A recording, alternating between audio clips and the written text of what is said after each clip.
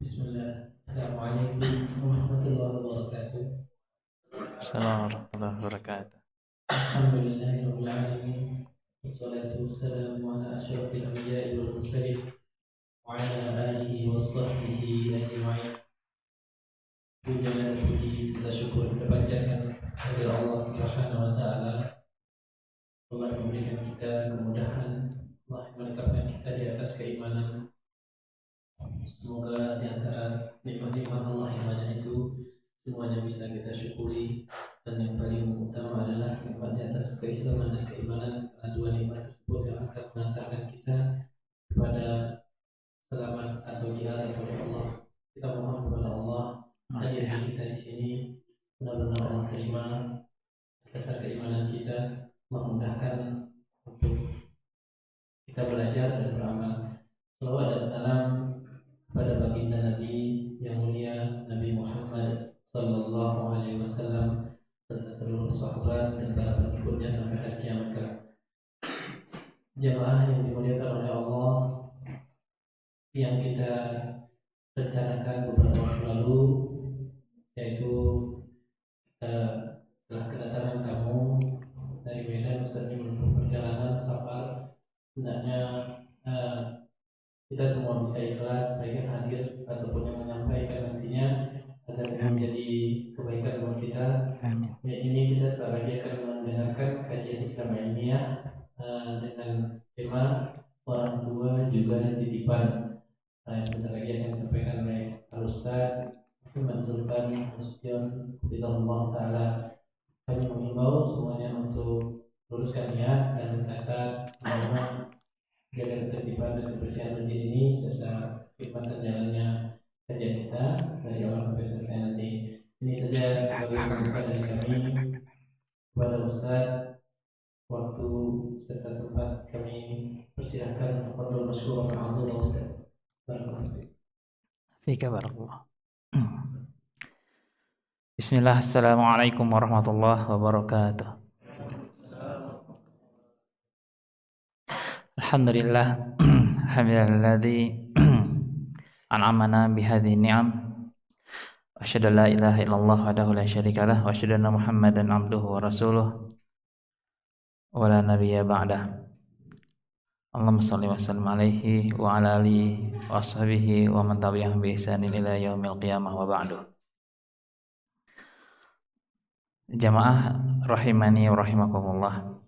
Alhamdulillah, bersyukur kepada Allah Azza wa Jalla alladzi bi ni'matihi tatimmu shalihat, yang dengan nikmat dari Allah Azza wa Jalla kita bisa menyempurnakan ibadah dengan baik. Dan hadirnya kita di sini, alhamdulillah, Allah telah memberi kita nikmat taufik darinya untuk kita bisa berkumpul melaksanakan sholat berjamaah, yang kemudian kita isi waktu dari maghrib hingga isya ini untuk ta'alum atau untuk belajar, yang semoga Allah mencatatkan bagi kita pahala orang-orang yang duduk setelah sholat dan menunggu sholat berikutnya, yaitu dihapuskan baginya kesalahan-kesalahannya dan senantiasa berada seperti kondisi sholatnya, atau dituliskan baginya pahala seperti orang yang sedang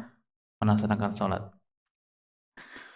Kemudian salawat dan salam tidak lupa kita doakan kepada Nabi kita Muhammad sallallahu alaihi wasallam, yang telah membawakan kepada kita risalah dari Allah Azza wa Jalla, yang telah mengajarkan kepada kita segala sesuatu, halal dan haramnya, baik dan buruknya, segala yang Allah cintai sudah beliau sampaikan, segala yang Allah tidak sukai sudah beliau sampaikan, segala yang memasukkan ke dalam surga sudah beliau ajarkan kepada kita, dan segala yang bisa menjerumuskan kita ke dalam neraka juga sudah telah beliau sampaikan. Karena itu wajib bagi kita untuk belajar dan senantiasa menelaah hadis-hadis dari beliau sallallahu alaihi wasallam. Kemudian ikhwatal iman rahimani wa rahimakumullah jami'an, materi kita pada malam hari ini sebenarnya sambungan atau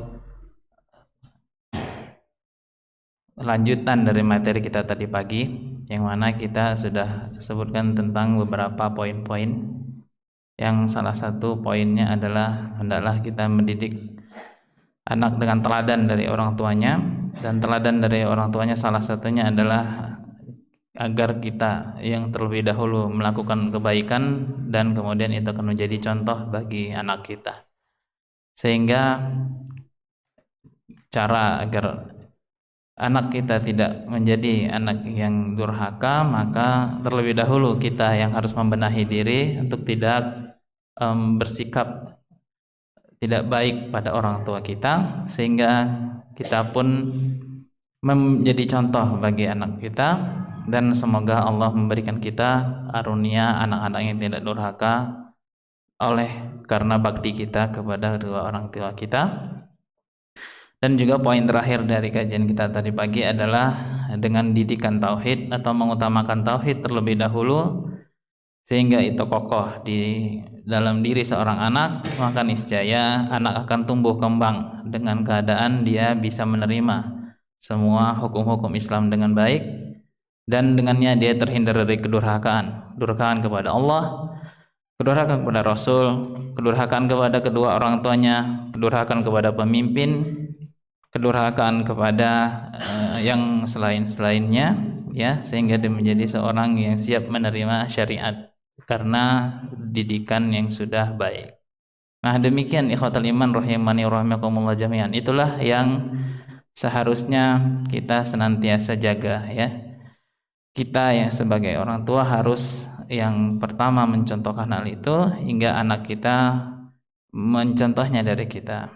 Dan apabila kita gagal, maka kita khawatir salah satu hukumannya adalah kita dijauhkan dari sesuatu yang harusnya kita berharap itu. Ikhwatal iman rahimani rahimakumullah jami'an. Judul kita kali ini adalah orang tua titipan juga. Kenapa judul ini kita pilih? Karena kita melihat banyaknya orang menggaungkan atau mengistilahkan anak adalah titipan Allah yang harus dijaga, dirawat, diurusi, bahkan tidak jarang dimanja, tidak jarang dituruti semua keinginannya. Kemudian dalam pada itu dia melupakan kedua orang tuanya, atau bahkan mempertentangkan antara keduanya, ya. Yang mana sebagian orang beralasan tidak sempat mengunjungi ibu bapaknya di kampung, atau enggak satu kampung, satu kota, bahkan jarang ke rumah orang tuanya, jarang membawa orang tuanya jalan-jalan atau sekedar mengunjungi cerita-cerita atau membelikan makanan. Padahal sebenarnya hak orang tua itu lebih tinggi daripada hak anak. Nanti kita akan bawakan dalilnya. Ya, sehingga kita bawakan judul ini agar kita menyadari dari dalil yang akan kita bawakan bahwasannya orang tua itu adalah titipan juga, bahkan titipan yang lebih utama daripada anak. Dan tidak boleh mempertentangkan antara mendidik anak atau mengasuh anak, memiliki keluarga dengan istri dan anak-anak, kemudian melalaikan hak terhadap orang tua. Kenapa? Karena semuanya adalah titipan Allah, ya. Kita dengan usia seperti ini, ya, kita sama usianya, saya tahu kira-kira sama. Kita dibebani dua, yaitu Allah titipkan kepada kita anak kita yang terlahir dari istri kita. Kemudian Allah juga titipkan kedua orang tua kita kepada kita, yang mana dahulu kita lahir dari rahim mereka. Dan demikianlah keadaannya manusia ini. Ikhwatal iman rahimani rahimakumullah jami'an. Sebagaimana dahulu kita dititipkan oleh Allah dari rahim ibu kita, ya, menjadi anak dari ayah dan ibu kita, dan mereka tidak bisa pilih kita sebagai anaknya, Allah yang pilihkan itu. Ya, orang tua kita tidak bisa pilih anaknya itu seperti kita ini, enggak. Pokoknya Allah yang kasih, kan gitu ya. Dan apapun yang Allah kasih mereka terima. Mereka besarkan kita dengan kasih sayangnya, ya. Mereka didik kita, sedapatnya mereka, semampu mereka ketika kita kecil, untuk kemudian apa? Untuk kemudian kita lah yang berganti giliran, ya. Sebenarnya kedua orang tua kita itu sama seperti dahulu kita dititipkan oleh Allah kepada mereka untuk diasuh, kita gantian saja. Sekarang kedua orang tua kita sudah tua, kedua orang tua kita itulah titipan Allah agar kita mengasuh mereka ketika mereka sudah tua.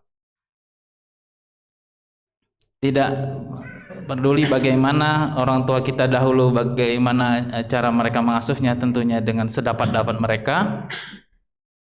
Dengan bagaimanapun sikap orang tua kita, nanti juga kita sebutkan bahwasannya seandainya juga orang tuanya yang bermaksiat atau orang tuanya kafir, tetap harus ada di sana bakti dari kita, karena itu perintah dari Allah, ya, sepanjang tidak bertentangan dengan syariat.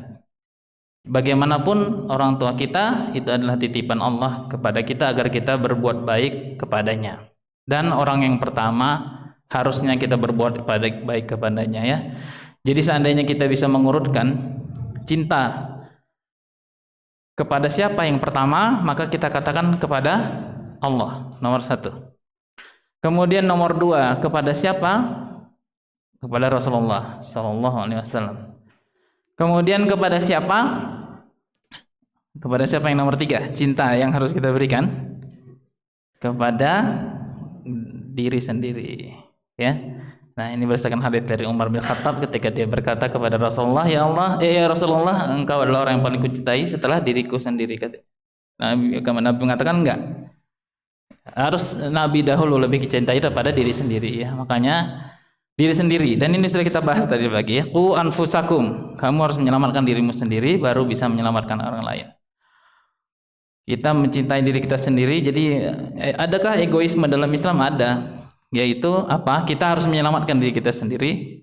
Dan sebenarnya semua amal soleh yang kita lakukan untuk menyelamatkan diri kita sendiri, ya. Kita berbakti kepada orang tua, itu kan kembali kepada kita. Kita mengasuh anak, istri, segala macam, semuanya kembali kepada diri kita sebenarnya. Semua kebaikan itu sebenarnya yang kita lakukan untuk kebaikan diri kita sendiri. Nah, setelah diri sendiri baru yang nomor berapa? 4, bagus. Nomor 4 adalah orang tua. Ya, kita ambil dari sabda Nabi, man ahaqun nas bihusni sahabati. Ketika seorang sahabat bertanya kepada Nabi, wahai Nabi, siapakah ahaqun nas, orang yang paling pertama, nomor 1, pen 1 yang harus aku pergauli dengan baik, ya. Apa kata Nabi? Umuk, ya, ibumu, kata Nabi. Baru kemudian 3 kali Nabi mengatakan umuk, baru kemudian abuk. Nah, ini menunjukkan bahwasannya kedua orang tua, yaitu ayah dan ibu, urutan ke-4 setelah diri sendiri, untuk dipergauli, dicintai dengan baik. Kemudian barulah yang setelah itu urutan berikutnya dari yang dekat, dan yang dekat nanti insya Allah kita bawakan hadisnya. Nah, karena itu sebenarnya orang yang paling berhak mendapatkan waktu kita, ya, adalah kedua orang tua kita. Untuk kita, orang tua kan suka berbincang, ya. Orang tua itu salah satu kesenangan adalah dia berbicara atau bercerita tentang dahulu dia, ya. Dan sebenarnya semua itu kembali kepada yang kita sebutkan tadi, ya. Ketika dahulu kita dititipkan orang tua untuk diasuh di bawah kasih sayang mereka, sekarang giliran kita lah mengasuh mereka dengan kasih sayang juga demikian, seperti itu. Nah, sebagaimana dahulu orang tua kita suka mengajak kita cerita, sebenarnya mereka sudah dalam posisi suka untuk didengarkan ceritanya. Sebagaimana dahulu kita suka nungguin orang tua kita pulang, anak-anak kan suka nungguin orang tuanya pulang, ditungguin depan pintu itu, ditungguin. Kalau abinya pulang gitu, ya, langsung dia nongol duluan gitu. Ngapain nunggu abi pulang, kan gitu, ya. Suka nungguin abi pulang. Nah, orang tua kita tuh gitu rupanya. Setelah tua, orang tua tuh memiliki sifat-sifat seperti itu. Dia nungguin kita pulang gitu. Ada yang seperti itu, ya. Banyak yang seperti itu. Dan lain sebagainya. Jadi seperti berbalas semuanya, dan lain-lain masih banyak contohnya yang tidak bisa saya bawakan di sini. Karena itu harusnya orang tua kita adalah yang nomor satu untuk kita ajak cerita. Ya, bukan berarti kita benturkan dengan yang lain, yang nggak bisa, dua-dua bisa ya. Jadi jangan cuman anak saja yang diajak cerita, tapi orang tua juga butuh dan sangat senang ternyata kita datangi dan kita ajak cerita. Kita pancing sedikit lalu dia cerita, kita dengarkan. Orang tua adalah yang nomor satu, harusnya kita bawakan makanan kesukaannya. Ya, bukan cuma anak saja ditanya mau makan apa, tapi orang tua lebih hak untuk itu. Hakun nas bihusni sahabati, kata Nabi. Kata sahabat itu umuk, kemudian abuk. Orang yang pertama yang harus kita berbuat baik kepadanya, yang kita harusnya bermesra-mesra kepada mereka, ya. Yang dikunjungi, dari yang dibawakan makanan kesukaannya dan lain sebagainya. Nah, demikian ikhwatal iman rahimanillah. Jadi dengan usia asyuddahu, seorang yang dengan usia dewasa itu sebenarnya ada dua titipan kepada kita, yaitu anak dan istri, keluarga, dan kedua orang tua. Bahkan orang tua lebih berhak. Kenapa? Nah, kita baca ayat-ayatnya ya. Dan ayat ini sangat banyak ya. Allah menyandingkan penyebutan tentang wajibnya menyembah Allah dan bersyukur kepada Allah dengan wajibnya berbakti kepada orang tua dan bersyukur atau berterima kasih kepada mereka. Ya, Allah menyandingkan dengan banyak tempat tentang perintah menyembah Allah dan berbuat baik kepada orang tua, dan intinya adalah tidak akan bisa seseorang itu bersyukur kepada Allah dengan baik sebelum dia bersyukur dengan berbakti kepada kedua orang tuanya. Salah satu ayatnya adalah ayat An-Nisa ayat 436. Allah berfirman, wa'budullaha wa la tusyriku bihi syai'a wa bil walidaini ihsana. Dan sembahlah oleh kalian Allah semata dan jangan kalian mensekutukannya dengan sesuatu apapun, dan hendaklah kalian bil walidaini ihsana, berbuat baik kepada dua orang tua. Dalam ayat yang lain, Al-Baqarah ayat 83, Allah berfirman, la ta'budu illallah wa bil walidaini ihsana. Jangan kalian menyembah kecuali hanya kepada Allah, dan hanya kepada Allah harusnya kalian berbuat baik.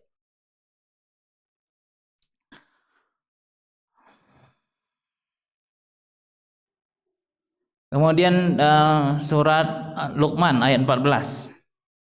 Allah berfirman, wa wasainal insana biwalidayhi hamalathu ummuhu wahnan ala wahni wa fisaluhu fi amain anishkurli wali walidaik ilayyal masir. Dan kami berwasiat kepada manusia agar dia berbuat baik kepada dua orang tuanya.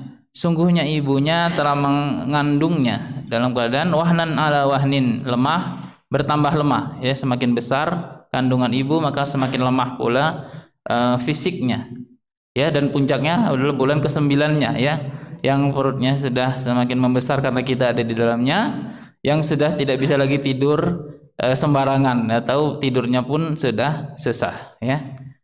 Jadi dari awal kandungan semakin kemudian semakin puncaknya ketika bulan yang ke-9-nya. Wa fisaluhu fi amain, dan menyapihnya selama 2 tahun atau dalam kurun 2 tahun. Anishkurli, kemudian Allah berfirman, hendaklah dengan itu semua kamu bersyukur kepadaku, kata Allah, ya. Anishkurli, hendaklah kamu bersyukur kepadaku, kata Allah, wali walidaik, dan kepada kedua orang tuamu, ilayyal masir, kepada kulah kalian akan dikembalikan. Nah, dalam ayat ini, ya, yang terakhir kita bacakan ini, Luqman ayat 14, Allah sebutkan bersyukur kemudian digandengkan dengan wali walidaik, kepada kedua orang tua. Seolah-olah Allah menyebutkan bahwasannya tidaklah dikatakan bersyukur dengan benar seorang manusia itu kecuali setelah dia bersyukur dengan berbakti kepada kedua orang tuanya. Dan ini sesuai dengan yang disabdakan oleh Nabi kita Muhammad sallallahu alaihi wasallam, la yashkurullah man la yashkurun nas. La yashkurullah man la yashkurun nas, ya. Hadis riwayat Abu Daud, Ahmad, dan dinyatakan sahih atau dinilai sahih oleh Syekh Al-Albani dalam kitab As-Sahihah 417. Apa artinya? Tidak akan bisa bersyukur kepada Allah seseorang yang tidak berterima kasih kepada manusia. Tidak akan bisa bersyukur dengan baik kepada Allah, atau dikatakan tidak bersyukur kepada Allah seseorang yang tidak berterima kasih kepada manusia. Kepada siapakah harusnya kita berterima kasih? Nah, tentunya syariat Islam syariat yang lengkap ya. Kita ditunjuki agar kita senantiasa mendoakan orang yang berbuat baik kepada kita ya, dengan ucapan jazakallahu khairan ya, semoga Allah membalasmu dengan kebaikan dan lain-lain sebagainya. Dan orang tua adalah orang pertama yang harusnya mendapat syukur dari kita atas apa yang telah mereka berikan kepada kita ya, karena mereka adalah sebab yang utama dari keberadaan eksistensi kita di muka bumi ini ya. Bahkan dalam sebuah hadis Nabi SAW mengatakan, ketika seseorang mengatakan, wahai Rasulullah, ayahku mengambil hartaku, apa kata Nabi? Anta wa maluka li abuk, kamu dan hartamu semuanya bulat-bulat li abuk, milik bapakmu. Artinya nggak ada uang anak yang diambil bapaknya, nggak ada. Kamu itu semuanya punya bapakmu. Karena memang dari kita berasal dari benih abina, ya, kita berasal dari benih ayah kita. Nah, dari orang tua lah ya, melalui orang tua lah kita, benih kita berasal dari mereka lah, kemudian ibu kita mengandung kita ya, dan itu tidak akan mungkin kita bisa membalas seperti yang sama ya. Bisa jadi seorang anak merawat orang tuanya yang sakit berapa tahun lah ya, dibandingkan dengan kita dirawat ibu kita dari mulai kandungan sampai besar ya, dari menggendongnya ya. Bahkan seorang sahabat pernah ditanya ya, setelah dia menggendong ibunya berhaji, apakah aku telah membalas ibuku, katanya gitu ya, jasa ibuku. Apa kata sahabat itu? Belum, katanya. Dia kan hanya menggendongnya sebentar saja, sementara dahulu kita kecil digendong ibu kita sampai bertahun-tahun. Tidak hanya menggendong saja, mungkin ada orang yang menggendong ibunya bertahun-tahun kuat, oke mungkin saja ya, tapi nggak akan sama. Kenapa? Karena menggendong sambil memberi makan, sambil membuang kotoran, sambil menyusui dan sebagainya, yang nggak akan mungkin bisa terbalas semuanya, nggak mungkin bisa diuangkan dan dibalas setimpal. Nah, karena itu bakti kita kepada kedua orang tua adalah salah satu bentuk kita bersyukur. Dan ingat ya, satu poin yang kita sampaikan tadi pagi adalah ini ibadah yang Allah perintahkan. Itu dia poinnya. Ini adalah ibadah yang Allah perintahkan, sehingga ikhwatal iman rahimani rahimakumullah jami'an, ada sebagian orang yang beralasan mengelak dan lain sebagainya untuk berbakti kepada kedua orang tuanya dengan alasan orang tuanya A, B, C, D, atau seolah-olah orang tuanya itu belum memenuhi kewajiban orang tua dengan baik. Ini enggak benar ya. Karena sesungguhnya kita diperintahkan untuk berbuat kepada orang tua itu oleh Allah Azza wa Jalla. Baik memang orang tua kita itu memang sudah melaksanakan apa yang terbaik untuk kita, ataupun memang mereka qadarullah hanya semampunya atau sedapatnya ketika itu ya. Jadi bagaimanapun orang tua kita yang meskipun ada kelalaian dalam mereka, ada kealpaan ketika mengasuh kita sewaktu kecil, baik mengasuh secara fisik, membesarkan ataupun pendidikannya, tetap ketika mereka tua kita harus mengurus dan mengasuh mereka, berbuat baik kepada mereka. Apalagi orang tua yang betul-betul sudah mati-matian mengasuh anaknya, membesarkan anaknya ya, itu lebih pantas lagi untuk kita bersyukur ya. Sedangkan orang tua yang mungkin saja terpisah sejak kecil, kemudian sudah tua baru jumpa gitu ya, itu pun kita harus berbakti kepada keduanya, apalagi yang memang dari kecil mengurusi kita. Nah, karena itu yakinlah ini ibadah Allah yang perintahkan dan Allah yang akan membalasnya ya. Karena mungkin saja seorang beranggapan ya, ini mungkin syubhat juga yang mungkin ya sebagian orang ya, kenapa lebih diasuhnya anaknya daripada orang tuanya? Karena dia berharap nanti besar anaknya ngasuh dia, kan gitu, berbalas budi, kan gitu ya. Padahal dia nggak lihat ya, ketika dia berbaur kepada orang tua, maka balasannya nanti bisa jadi Allah jadikan anaknya yang menjadi berbakti kepadanya ketika dia contohkan yang tidak baik.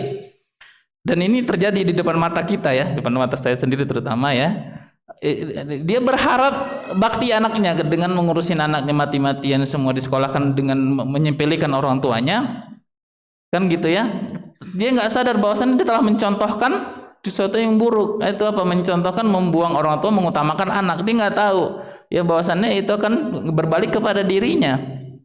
Ketika nanti dia tua dan anaknya sudah besar, sudah sukses, sudah berharta, dia akan lihat dulu bagaimana perbuatan si orang tuanya itu terhadap kakek neneknya, kan gitu. Ya tentunya dia bisa melakukan hal yang sama. Ini suatu kebodohan. Yang benar adalah dia harus mencontohkan yang baik kepada anaknya, yaitu dengan merawat kedua orang tua agar niscaya Allah bukakan hati anaknya untuk tidak durhaka kepadanya, dengan juga merawat mereka ketika sudah tua atau kita ketika sudah tua. Nah, demikian ikhwatal iman rahimani rahimakumullah jami'an.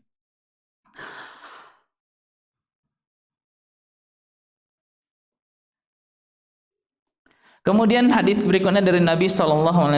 Nabi bersabda tentang amalan yang paling baik, yaitu dari Abdullah bin Mas'ud. Dia berkata, sa'altun nabiyya sallallahu alaihi wasallam ayya amali ahabbu ilallah, qala as-salatu ala waqtiha, qala thumma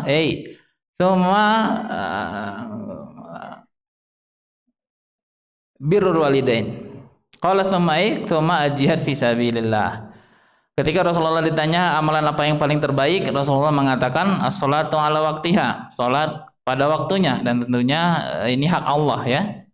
Kemudian kemudian apa, kata sahabat itu? Nabi katakan birrul walidain, berbakti kepada kedua orang tua. Nah, ini sejalan dengan ayat yang kita bacakan tadi ya. Hak Allah nomor 1. Kemudian setelah hak Allah itu urutan kedua itu berbakti kepada kedua orang tua, berbuat baik kepada mereka, berkata-kata baik kepada mereka, memperlakukan mereka dengan baik. Tsumma jihad fisabilillah.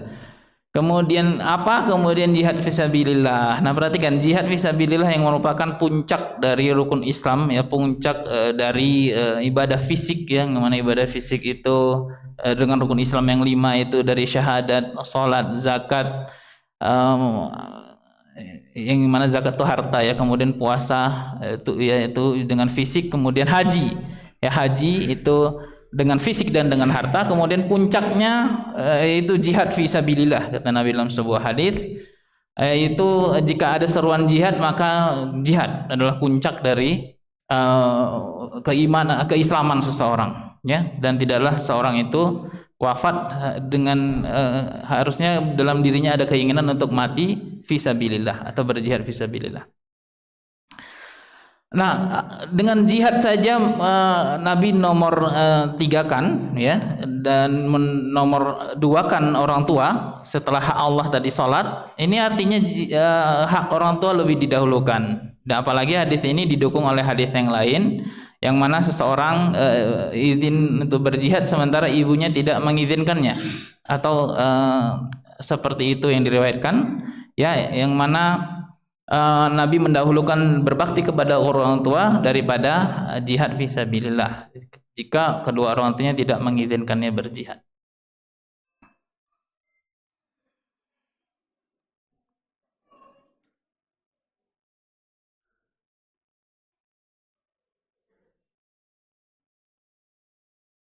Baik.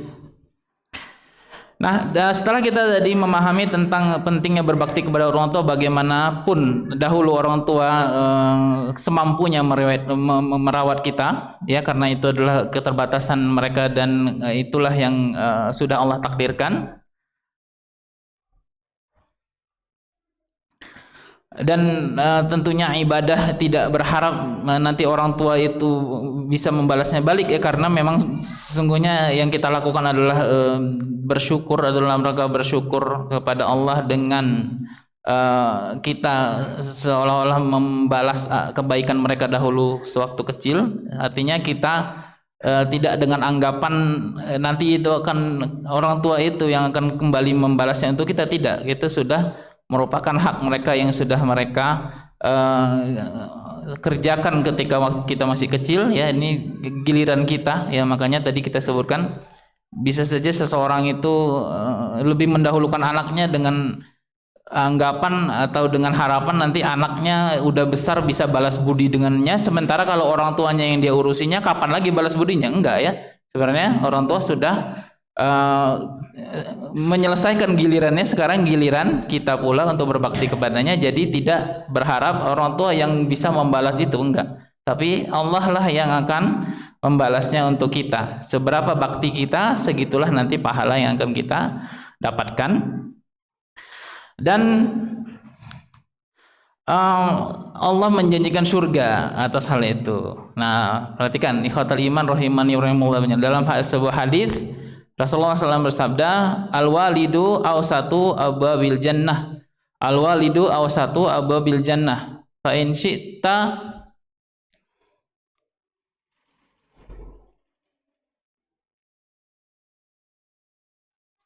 fa'adi dzalikal bab au ihfazhu. Orang tua adalah pintu surga paling tengah. Ada yang mengatakan ausatu itu paling mudah, tapi secara harfiah artinya paling tengah. Paling tengah, pintu surga paling tengah. Fa in syi'ta, jika kamu sia-siakan maka kamu sia-siakan, jika kamu menjaganya maka kamu menjaganya. Hadis riwayat Tirmidzi, dan ia berkata hadis hasan sahih. Nah, ikhwatal iman rahimani wa jami'an. Ini yang mungkin dari hadis inilah ungkapan muncul yang mengatakan apa? Surga itu di bawah telapak kaki ibu. Ya, padahal ini berlaku untuk kedua orang tua ya. Jadi surga itu juga di bawah telapak kaki. Ya, ada juga surganya di situ. Baik. Nah, perhatikan ikhwatul iman rahimanillah, dengan dari hadis ini kita bisa lihat balasan yang Allah sediakan untuk seorang yang berbakti kepada kedua orang tuanya. Dan ini suatu kaidah juga yang perlu kita ingat, apabila balasannya surga, yakinlah bahwasannya perkara itu perkara yang sangat penting untuk kita perhatikan, dan betapa beratnya perkara itu dikerjakan oleh seseorang, atau perkara itu termasuk yang perkara yang berat. Hufatil jannatu bil makarih wa hufatil naru bi syahawat, ya. Surga itu dikelilingi atau dilingkupi perkara-perkara yang tidak kita sukai, tidak disukai kebanyakan hawa nafsu, dan neraka itu diliputi oleh perkara-perkara yang disukai oleh syahwat. Nah, perhatikan. Jadi apabila kita lihat hadis-hadis yang jaminannya masuk surga, lihatlah itu perkara-perkara yang biasanya berat untuk hawa nafsu. Ya kan? Apa itu? Istri berbakti kepada suaminya. Nah, itu berat itu. Istri supaya tidak durhaka kepada suami atau memenuhi hak suaminya. Itu berat sebenarnya bagi istri itu. Karena memang suami itu kan orang lain, tiba-tiba nongol aja dia gitu ya. Yang tahu dia kan bapak ibunya dulu kan gitu. Tiba-tiba suami nongol, nih tas siapa, tiba-tiba datang di kehidupan dia kan gitu. Tiba-tiba dia harus berbakti lebih daripada ayah ibunya. Ya, kalau untuk istri yang sudah menikah atau wanita yang sudah menikah, ya dengan maslahat yang syariat tetapkan, ya istri harus lebih utama atau lebih awal baktinya kepada suaminya daripada kepada kedua orang tuanya. Dan Allah tetapkan itu sebagai surga bagi istri. Artinya itu suatu perkara yang berat. Berat itu. Mungkin laki-laki nggak ngerasainnya ya, kaum ibu ngerasain itu ya. Dan mudah-mudahan Allah beri kekuatan ya. Sesungguhnya baktinya kepada suaminya adalah surga dan nerakanya. Dan tentunya juga tidak boleh mempertentangkan antara dua hal ini ya. Nah, bakti kepada kedua orang tua tidak boleh dipertentangkan dengan bakti kepada suami. Dua-duanya bisa sejalan. Nah, demikianlah ketika Nabi SAW mensabdakan demikian, tentunya ini mengisyaratkan kepada kita sebenarnya perkara itu berat, makanya imbalannya surga. Tetapi yakinlah insya Allah perkara itu ringan ya, sebagaimana perkara-perkara berat lainnya yang kita laksanakan agar kita memperoleh surga ya. Apa itu?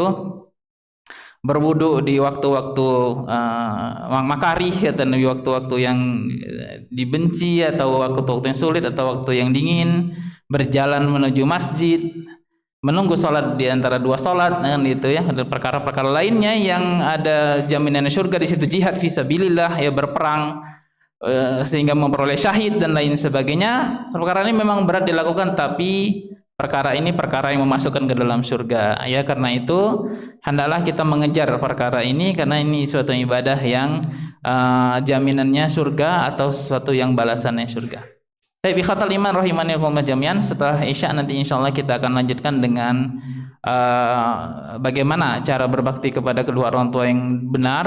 Tadi sudah kita isyaratkan sedikit.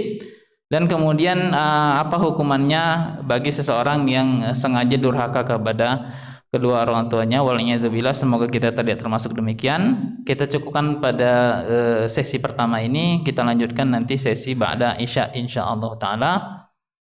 Fa'tabiru ya ulil absar la'allakum tuflihun. Assalamualaikum warahmatullahi wabarakatuh. Waalaikumsalam. Allahu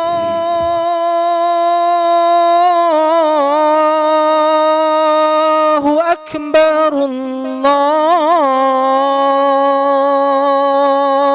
Allahu akbar, Allahu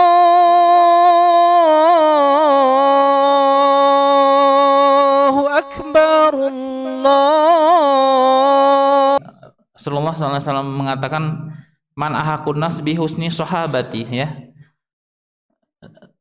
Siapakah manusia yang paling berhak aku perlakukan dengan baik, ya. Sahabati itu maksudnya yang aku jadikan orang yang aku perlakukan dengan baik. Nah, dalam Al-Quran Allah Azza wa Jalla sudah jelas, ya, ini sudah sering dibawakan, ya, surat Al-Isra ayat 23. Faqad rabbuka alla ta'budu illa iyyah wa bil walidaini ihsana. Imma yablughanna 'indakal kibaru ahaduhuma aw kilahuma fala taqul lahuma uffin wala tanharhuma wa qul lahuma qaulan karima. Dan Rabb kamu, yaitu Allah, telah menetapkan alla ta'budu illa iyyah, janganlah kamu menyembah kecuali hanya kepadanya, yaitu kepada Allah, wa bil walidaini ihsana, dan kepada keduanya hendaklah kamu, kepada kedua orang tua hendaklah kamu berbuat baik. Imma yablughanna 'indakal kibar ahaduhuma, ketika kamu mendapati masa tua, ahaduhuma, salah seorang dari keduanya, au kilahuma, atau kedua-duanya, fala taqul lahuma uff, maka janganlah kamu berkata uff, wala tanharhuma, jangan kamu bentak keduanya, wa qul lahuma qaulan karima, dan ucapkanlah kepada keduanya ucapan yang baik. Nah, ikhwatal iman rahimani wa jami'an, ayat ini menunjukkan kepada kita tentang betapa rentannya hati orang tua ketika mereka sudah tua, ya. Mereka kembali kepada sensitif, ya. Yang mana lebih sensitif lagi terutama kepada anaknya yang tidak tahu, anaknya sendiri yang dia telah besarkan. Nah, karena itu untuk berkata saja dilarang, karena itu bisa menyakiti atau masuk ke dalam hati keduanya dengan sangat menyakitkan. Apalagi sampai membentak, apalagi sampai memperlakukan dengan kasar, ya. Jadi dengan ucapan saja sudah tidak boleh, kiasu aulanya maka lebih tidak boleh lagi apabila dengan perbuatan, ya, perbuatan menghajar kedua orang tuanya, seolah-olah tidak datang-datang, tidak diajak ngomong, tidak ditelepon-telepon, atau dicuekin, atau sengaja lebih mengutamakan, ya, mengutamakan keluarganya daripada kedua orang tuanya. Kemudian pada ayat 24-nya Allah berfirman, wahfid lahuma janahadzul minar rahmah wa qur rabbirhamhuma kama rabbayani shaghira. Kemudian Allah berfirman, dan rendahkanlah dirimu terhadap keduanya dengan penuh kasih sayang.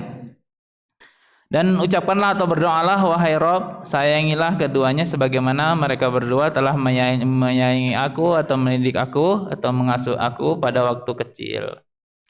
Nah, dari sini juga kita bisa mengambil faidah tentang bagaimana berbakti kepada kedua orang tua, yaitu kita hendaklah menjadi seolah-olah seperti pembantu di depan keduanya, ya.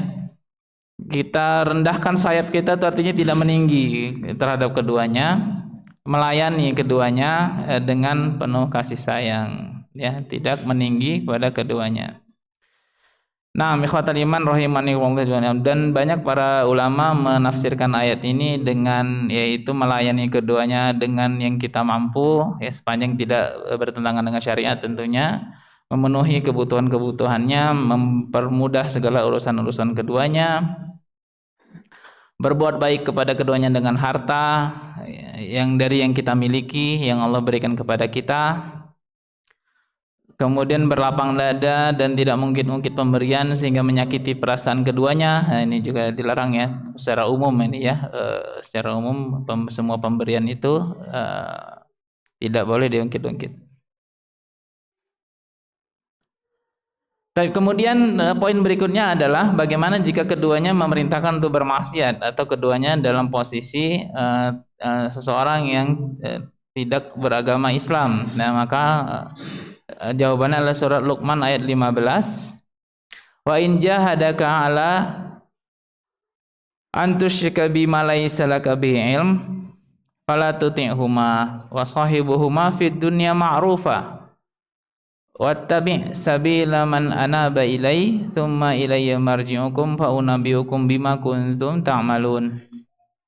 Dan jika keduanya memaksa kamu untuk menyekutukan aku dengan sesuatu yang kamu tidak memiliki ilmu tentang itu, maka janganlah kamu mentaati keduanya, kata Allah, dan pergaulilah keduanya di dunia dengan baik, dan hendaklah kamu ikuti jalan orang yang kembali kepadaku, kemudian hanya kepadakulah tempat kembalimu, maka aku akan berikan kepadamu atau beritahukan kepada kamu apa yang telah kamu kerjakan. Nah, ikhwatal iman rahimani rahimakumullah, ini menunjukkan kepada kita tentang la ta'ata li makhluk fi ma'siyatillah, ya, tidak ada taat kepada makhluk untuk sesuatu yang bermaksiat kepada Allah, ya. Jadi meskipun kita berbakti keduanya, taat kepada keduanya, melayani keduanya, maka itu semuanya dilakukan dalam koridor ketaatan kepada Allah. Jika itu sudah menyimpang dari ketaatan kepada Allah seperti terlalu berlebihan, ya, atau dalam ayat ini menyuruh sesuatu perbuatan dosa, ya, itu maka tidak ada ketaatan kepada makhluk. Tetapi hendaklah kita membantahnya atau kita menolaknya dengan qaulan karimah, ucapan yang lembut. Jangan sampai juga kita dalam pada itu mengatakan ucapan yang kasar yang tidak pantas, meskipun keduanya memerintahkan kepada yang tidak dibenarkan oleh syariat. Naam. Wasahibhuma fid dunya ma'rufa, ya, hendaklah kamu tetap mempergauli keduanya dengan baik. Jadi kalau memang pun mereka berduanya tidak berada di atas agama yang sama, atau mereka berada di atas agama yang sama tetapi mungkin saja belum mengetahui hukum A, B, C, D yang kita sudah ketahui, tentunya kita tetap harus bermuamalah dengan baik dengan keduanya. Jangan sampai hanya karena keduanya belum mengetahuinya lalu kemudian menolak sesuatu yang kita anggap itu sesuatu yang benar, kemudian kita lalu berkelaku kasar, menghardik keduanya, ya. Akan tetapi tetaplah kita berlemah lembut dengan berkata-kata kepada keduanya meskipun kita menolak perintahnya, ya. Menolak perintah apa contohnya? Menolak perintah untuk mencukur jenggot, ya. Biasa kedua orang tua tuh lihatnya kayak semak katanya gitu, potong aja katanya gitu, ya, kuranglah gantengnya bilang. Kemudian dilarang pakai apa? Pakai jilbab panjang-panjang biasanya, ya, kaum wanita dulu. Kalau dulu belum banyak orang pakai jilbab, pakai cadar, biasa orang tua lihat anaknya kayak gitu, kenapa lah nggak dipendekin aja katanya gitu, ya, dan lain sebagainya. Nah, hendaknya ditolak dengan cara yang baik. Allah taala alam. Baik, kemudian terakhir, bagaimana berbakti kepada kedua orang tua yang telah meninggal. Nah, ikhwatal iman rahimani wa rahimakumullah jami'an, ada beberapa, ya, yang kita dapati dari syariat tentang amal soleh yang bisa sampai kepada orang yang sudah meninggal. Secara umum, setiap kaum muslimin doa, istighfar dan sodakoh semua orang kepada orang yang sudah meninggal sampai kepada orang yang sudah meninggal, ya. Ini baik anaknya ataupun orang lain, ya, yang mendoakan orang yang sudah meninggal atau istighfar, permintaan ampun, ataupun sedekah atas nama orang yang sudah meninggal. Nah, ini salah satu cara berbuat baik kepada kedua orang tua, yaitu dengan mendoakan mereka, memintakan ampun untuk mereka, dan bersedekah atas nama mereka. Kemudian menurut jumhur ulama, walaupun ada sedikit khilaf, yaitu umroh dan haji atau badal umroh dan badal haji atas nama orang tua. Menurut jumhur ulama ini sampai ya dari hadis-hadis yang diriwayatkan tentang sahabat bertanya tentang menghajikan dan mengumrohkan kedua orang tua, maka badal haji dan badal umroh untuk orang tua yang sudah meninggal pahalanya sampai kepada mereka. Kemudian secara khusus istighfar dan hafalan Al-Quran seorang anak. Nah, ini secara khusus untuk anak kandung. Maka apabila anak kandung itu rajin beristighfar, maka nanti seorang akan bertanya-tanya di akhirat, ya Allah, dari mana aku dapat kedudukan ini? Apa dikatakan sesungguhnya ini karena istighfar anakmu untukmu. Ya, jadi perbanyaklah istighfar untuk kedua orang tua yang sudah meninggal, maka niscaya kedudukan orang tua kita bisa terangkat dengan istighfar kita. Dan yang ini mungkin sering didengar dan menjadi motivasi seorang penghafal Quran adalah dengan diberikannya mahkota dan baju dari cahaya kepada kedua orang tua yang memiliki seorang anak penghafal Quran. Jadi cara berbakti kepada orang tua bagaimana caranya? Hafallah Al-Quran. Karena sesungguhnya hafalan Quran seorang anak bisa berpengaruh kepada kedua orang tuanya. Orang tuanya akan, jangankan dirinya ya, orang tuanya akan diberi posisi kehormatan di akhirat kelak karena hafalan orang anak atau hafalan Quran anaknya. Dan secara umum ikhwatal iman rahimani rahimahullah, semua amal soleh yang dikerjakan seorang anak, maka seorang orang tua, ayah dan ibu, akan mendapatkan bagian dari amal soleh tersebut ya. Secara umum semua amal soleh yang dikerjakan seorang anak, maka ayah dan ibu akan mendapatkan bagian darinya. Jadi seolah-olah seperti umur kedua. Karena itu maka berusahalah ya agar anak kita itu kita yang mengajari, jadi pahalanya double. Sebagai orang tua kita mendapatkan pahala, kemudian apabila kita yang mengajarkan Al-Fatihah kepada anak kita, mengajarkan Al-Quran kepada anak kita, maka niscaya pahalanya menjadi pahala yang mengalir untuk kita juga. Wallahu ta'ala alam. Nah, ikhwatal iman rahimanillah, kiranya ini saja yang bisa kita sampaikan ya. Adapun ancaman kepada kedua orang, ancaman durhaka kepada kedua orang tua, mungkin ini sudah sering kita dengar ya, suatu amalan buruk yang apabila seseorang melaksanakannya maka salah satu hukuman yang disegerakan di dunia ya. Suatu dosa yang disegerakan hukumannya dapat disaksikan di dunia adalah kezaliman dan durhaka kepada kedua orang tua. Sebelum di akhirat ya sudah ada hukumannya yang bisa disaksikan di dunia, dan ini sering ya, bahkan jadi sinetron pun, jadi film-film apa itu, azab apa sih, film apa itu yang sering seperti itu, atau di majalah-majalah dan lain sebagainya ya, yang mana memang banyak bertebaran kisah-kisah seperti itu di sekitar kita tentang kedurhakaan anak yang Allah tampakkan balasannya semasa di dunia, sebelum di akhirat kelak yang lebih berat lagi di sisi Allah, sisaan untuk orang yang sengaja durhaka kepada kedua orang tua. Dalam sebuah hadis Rasulullah SAW bersabda, ridallah fi ridha al-walid wa sukhtul rabbi fi sukhtil walid. Keridhaan Allah ada pada keridhaan orang tua, dan kemungkaran Allah ada pada kemungkaran orang tua. Nah, tentunya ini dalam perkara yang ma'ruf. Ikhwatal iman rahimani rahimakumullah jami'an.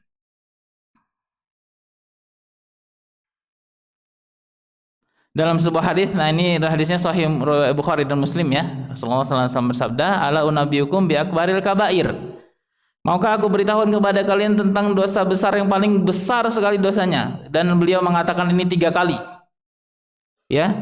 Qalu bala, kami berkata tentu ya Rasulullah, kami mau. Apa kata Rasulullah sallallahu alaihi wasallam? Al-isyraku billah wal uququl walidain. Al-isyraku billah wal uququl walidain, yaitu mensekutukan Allah dan durhaka kepada kedua orang tua, menyakiti hati orang tua, menghajar orang tua, tidak menjenguk-jenguk mereka, tidak mengajak mereka bicara dan berkata-kata kasar kepada mereka, membuat sedih hati mereka dan lain sebagainya dari kedurhakaan-kedurhakaan yang termasuk menyakiti hati kedua orang tua. Wallahu taala alam. Baik, itu saja yang bisa kita sampaikan. Ikhwatul iman rahimani wa rahimakumullah jami'an. Semoga Allah memberi taufik bagi kita untuk melaksanakan semua kewajiban-kewajiban yang Allah berikan kepada kita dan tidak mempertentangkan antara satu kewajiban dengan kewajiban yang lainnya, akan tetapi semua kewajiban-kewajiban itu bisa kita laksanakan dengan sebaik-baiknya dan tentunya dengan pertolongan dari Allah Azza wa Jalla. Tidak boleh melakukan suatu kewajiban dengan menelantarkan kewajiban yang lainnya, akan tetapi atu kulidzi haqqin haqqah, hendaklah kita memberikan setiap hak itu kepada penerimanya atau pemiliknya, ya. Ada hak tubuh kita untuk kita beri makan dari yang halal, kemudian kita penuhi asupan rohaninya dia dari ilmu, iman dan amal soleh. Kemudian di sana juga ada hak untuk anak istri kita yang di mana kita melalaikannya maka termasuk dosa, ya. Kemudian apalagi ayah ibu kita, ya, dengan mencari nafkah untuk diri kita dan juga untuk orang-orang yang kita tanggung. Kemudian hak-hak Allah tentunya dari ibadah-ibadah rukun-rukun Islamnya. Apalagi hak Al-Quran untuk dibaca, banyak ya sebenarnya, ya. Hak tetangga, nah gitu, ya. Dan semuanya itu tidak boleh kita lalaikan, semuanya itu pasti bisa kita kerjakan dan kita harus bisa memberikan setiap yang memiliki hak-haknya untuk kita berikan dan tidak boleh mempertentangkan yang satu dengan yang lainnya. Akan tetapi adalah kita berusaha mengerjakan semuanya dan insya Allah dengan niat kita maka Allah akan bantu kita untuk bisa melaksanakannya. Dan insya Allah besok kita akan membahas tentang satu titipan satu lagi, ya. Titipan yang juga dipertanggungjawabkan dunia dan akhirat, dan titipan itu sering membuat pertikaian apabila tidak diedukasi dengan baik, ya. Apa itu? Apa itu? Harta, ya. Kita akan bahas tentang bagaimana tanggung jawab harta dunia dan akhirat dan bagaimana pembagian warisan yang membuat pertikaian panjang terjadi sepeninggal seseorang, ya, karena tidak mengedukasi anak dan istrinya dengan baik ketika dia meninggal dunia, sehingga masalah harta menjadi pemicu terjadinya pemutusan silaturahmi dan lain sebagainya, jadi dosa. Harta yang ditinggal malah jadi dosa, bukan malah menjadi keberkahan. Waliyadzubillah. Nah, insya Allah kita akan bahas besok titipan satu lagi dengan dalil-dalilnya. Dan jika ada yang ingin punya pertanyaan tentang warisan, bisa dibawa besok, kita insya Allah bahas sampai tuntas. Baik, ini saja yang bisa kita bahas hari ini. Kita berjumpa kembali besok. Jika ada yang ingin ditanyakan untuk materi hari ini, dipersilahkan sebelum kita tutup. Baik, jika ada pertanyaan silahkan disampaikan sebelum kajian ini. Kita tutup sebelum yang disampaikan tadi, beberapa menit depan mungkin kita tunggu untuk pertanyaannya. Untuk Mahat di belakang bisa dititipkan dengan kertas atau bisa melalui nomor kami. Dipersilakan semuanya. Yang bertanya dapat hadiah, ada parfum. 4 pertanyaan. Ada hadiah untuk 4 pertanyaan. Tafadhol, silakan bertanya. Naam, tafadhol.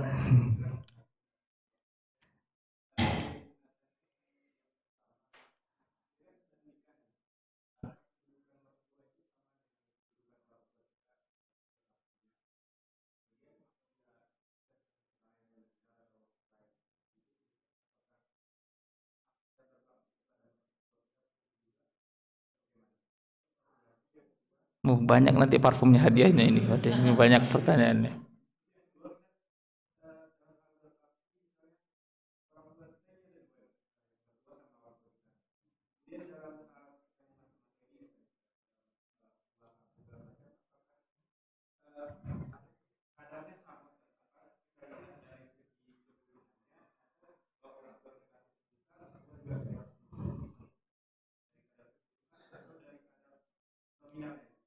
Oke.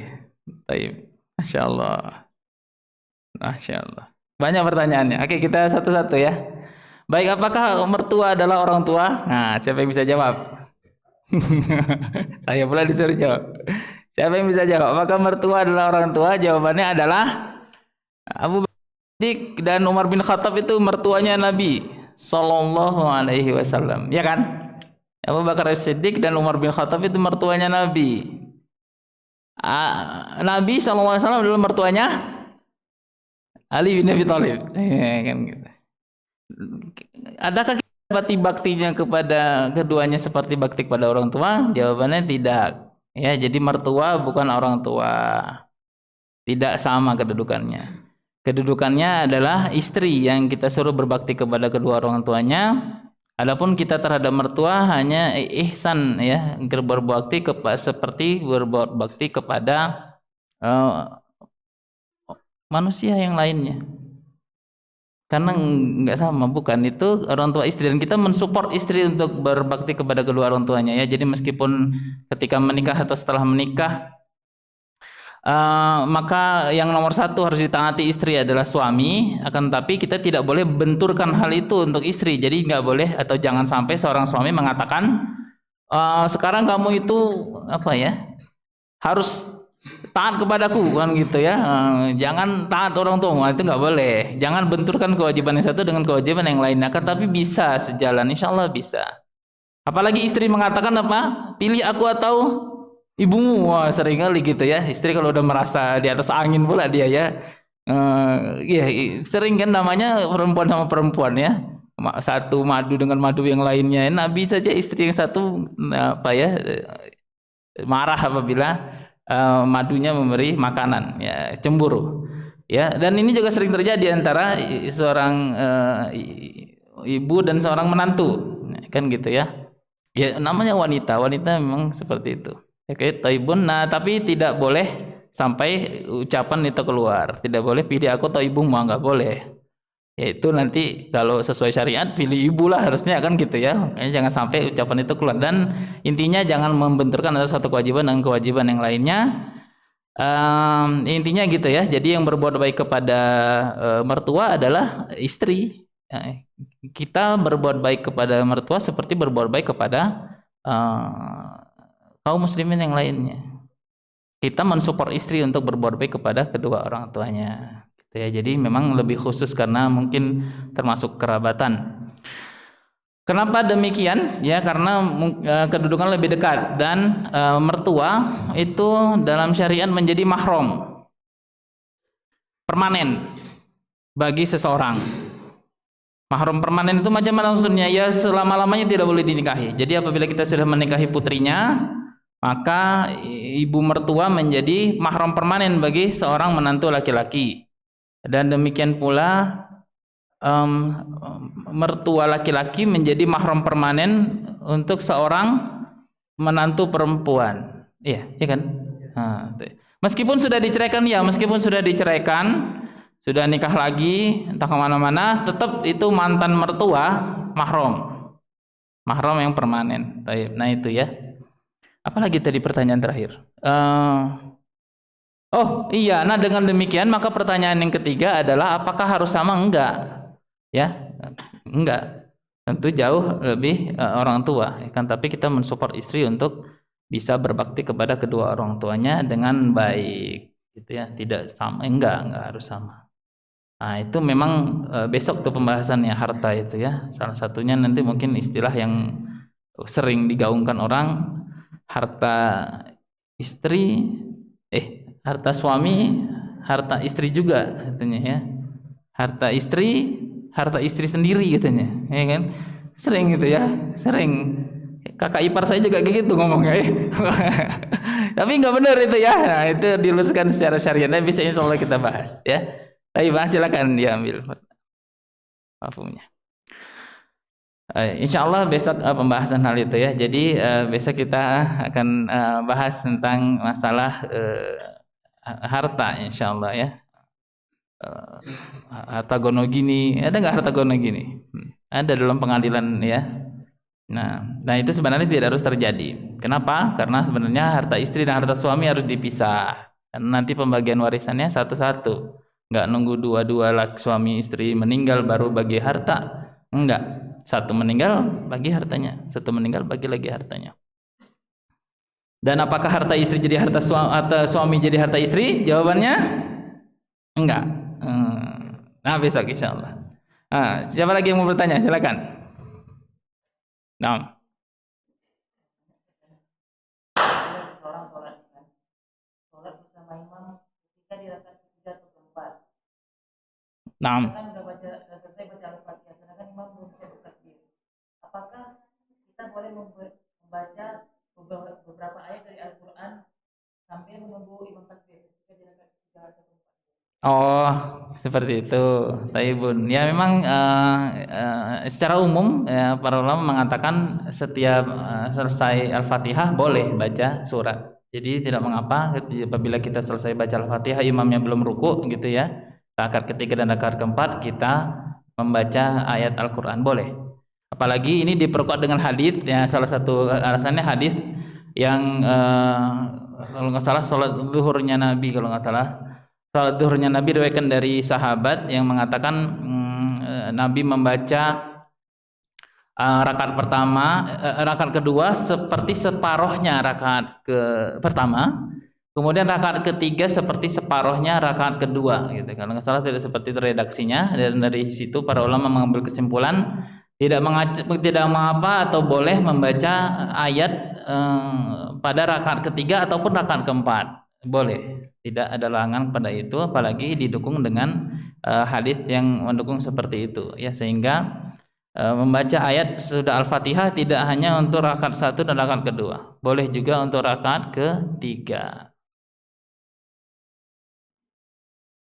Apalagi rakaat ketiganya sering lupa dengan rakaat keempat karena bacaannya sama-sama Al-Fatihah. Jadi ketika sudah rakaat keempat, ini ketiga atau keempat ya? Ya kan? Maka untuk kasusnya seperti itu, salah satu treatmentnya adalah baca surat lagi untuk rakaat ketiganya, sehingga kita tahu tadi rakaat pertama baca surat apa, ayo rakaat kedua baca surat apa, rakaat ketiga baca surat apa, rakaat keempatnya baru Al-Fatihah tanpa surat. Nah itu boleh, karena memang datang dari Nabi riwayat seperti itu. Jadi seolah-olah Nabi membaca sesuatu setelah Al-Fatihah di rakaat ketiga, sehingga rakaat ketiga beliau 2 kali lipat rakaat keempat, rakaat kedua 2 kali lipat rakaat ketiga, rakaat pertama itu 2 kali lipat rakaat kedua. Allah taala alam. Nah, silakan tafadhol.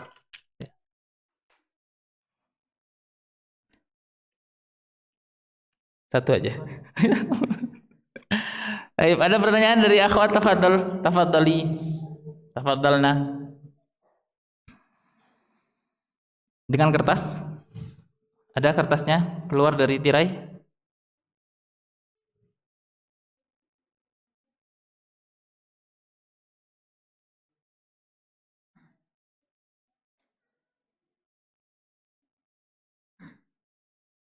Nggak ada. Kalau nggak ada, ini kita sisain untuk besok ya.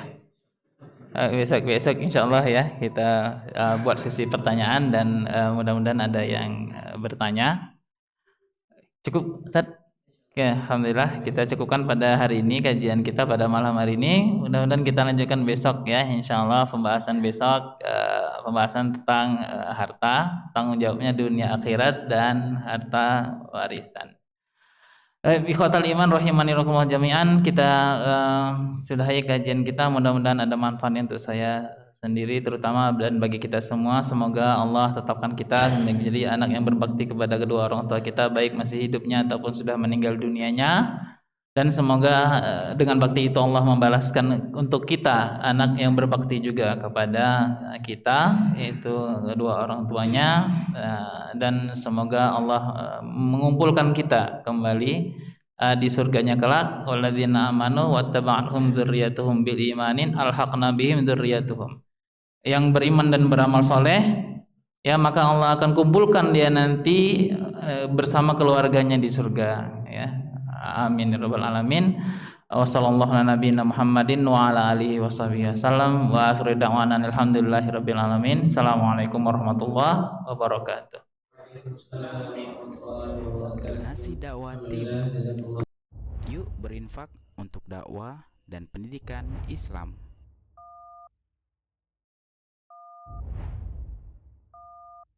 Barakallahu fikum.